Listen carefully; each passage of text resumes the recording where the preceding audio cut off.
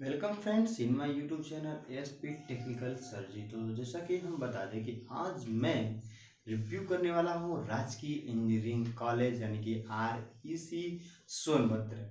तो आज हम इस कॉलेज के बारे में जानने वाले हैं पूरा कि कॉलेज में कितनी सीट है, कॉलेज की फीस कितनी है, कॉलेज के टीचर फैकल्टी कैसे हैं, कॉलेज में फैसिलिटी क्या क्या कॉलेज में आपको मिलने वाली है, साथ साथ हॉस्टल कैसा है, हॉस्टल की फीस कैसी है और ये कॉलेज में एडमिशन कैसे होता है। मतलब हर एक प्रोसेस में आज आप लोग को इस वीडियो में बताने वाला हूँ जो कि राजकीय इंजीनियरिंग कॉलेज REC सोनभद्र के बारे में होगा।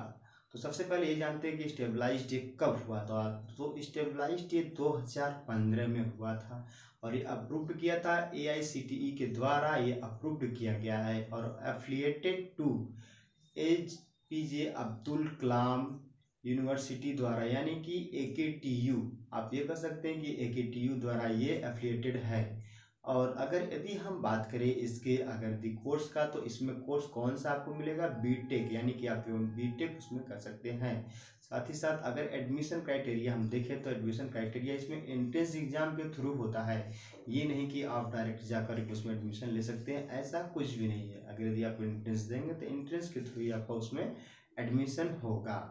तो अगर यदि हम जैसे कि बात करें इसमें कौन कौन से आपको एग्जाम देने होंगे एडमिशन के लिए, तो आप लोग ये जान लीजिए जेईई मेंस एंड UPSC का एग्जाम्स आपको देना होगा, तो उसके थ्रू आपको इसमें एडमिशन हो पाएगा। तो अगर यदि हम बात करें इसमें सीट यानी कि कितनी सीट है, तो सीट अगर यदि आप लोग सीट अगर हम बता दें आप लोग को, तो टोटल 180 या फिर कह सकते हैं 180 से ज़्यादा सीटें उसमें हैं। और अगर यदि फैसिलिटी की बात करें तो फैसिलिटी उसमें लाइब्रेरी है, कंप्यूटर है, ऑडिटोरियम, स्पोर्ट्स और बहुत कुछ उसमें चीज़ें मिलेंगी आपको, जैसे लैब और भी है। मतलब ये सब फैसिलिटी उसमें अवेलेबल है उस कॉलेज में। अगर यदि फीस की बात करें तो फीस आप ये मान लीजिए कि एवरी ईयर आपको 40,000 ट्यूशन फीस आप लोग को जमा करना होगा। अदर फीस भी लगता है जैसे कि 12,300 आप लोग का अदर फीस भी है।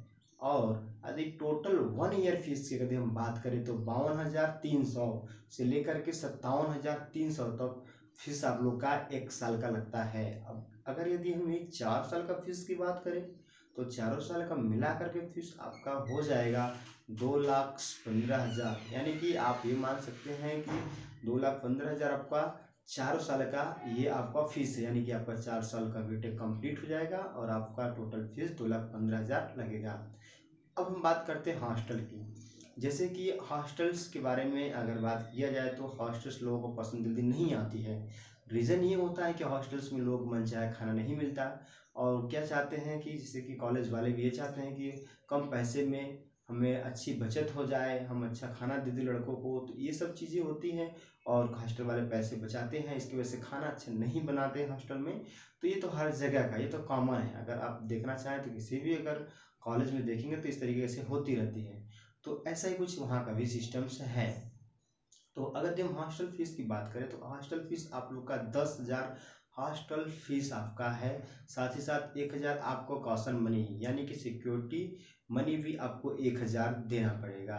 अगर हम मेस की बात करें तो मेस में आपका ये है 15,000 फीस आपका मेस का है। साथ साथ 5,000 एडवांस में आपको कॉशन मनी जमा करना होगा, ठीक है। और यदि हम जैसे कि सेम मतलब गर्ल्स की बात करें तो सेम इसी तरीके से गर्ल्स का भी यही चीज़ है, जो गर्ल्स के लिए भी इतना ही फीस है हॉस्टल का और मेस का भी इतना ही चार्ज है। अगर यदि हम बात करें वहाँ का फैकल्टी की, यानी कि फैकल्टी कैसी है, कितनी फैकल्टी है, तो फैकल्टी के बारे में चलिए आइए हम जान लेते हैं।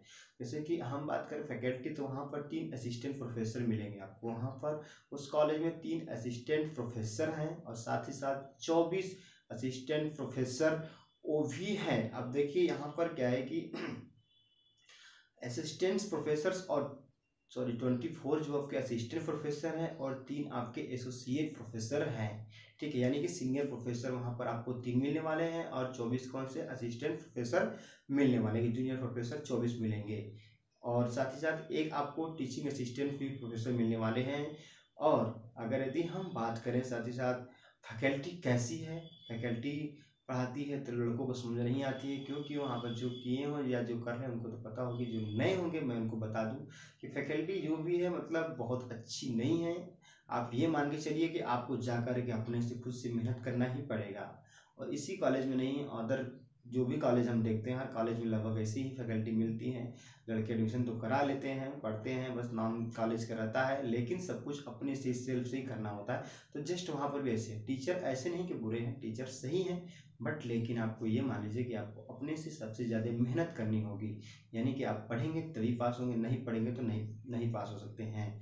आपको एक चीज़ ये भी पता होगा कि जैसे कि AKTU यूनिवर्सिटी से अगर अटैच है, आपका एफिलिएटेड है, तो आपको ये मैं बता दूं कि अगर AKTU से है तो AKTU आपको बता दूं बहुत ज़्यादा बैक लगाता है। अगर जो भी कॉलेज वाले, मतलब जहाँ जहाँ की कॉलेज अगर AKTU से अगर अटैच एफिलिएटेड है, तो आप पता कर सकते हैं वहाँ पर कितनी ज़्यादा बैक आती है।